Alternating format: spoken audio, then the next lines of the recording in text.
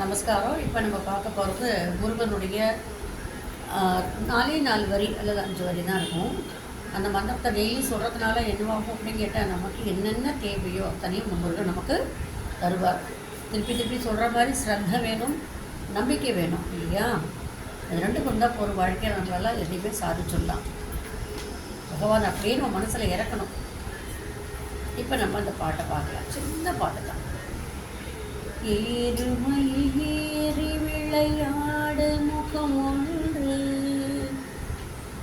ஏறுமயில் ஏறி விளையாடு முகம் ஒன்று, ஈசருடன் ஞான மொழி பேசும் முகம் ஒன்று, போருமடியார்கள் வினை தீர்க்கும் முகம் ஒன்று, ரூபவேல் வாங்கி நின்ற முகம் ஒன்று,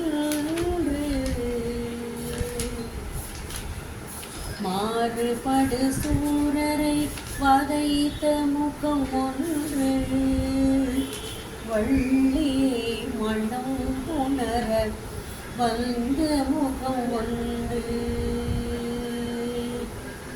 ஆறுமுகமான பொருள் நீ அருளல் வேணும்,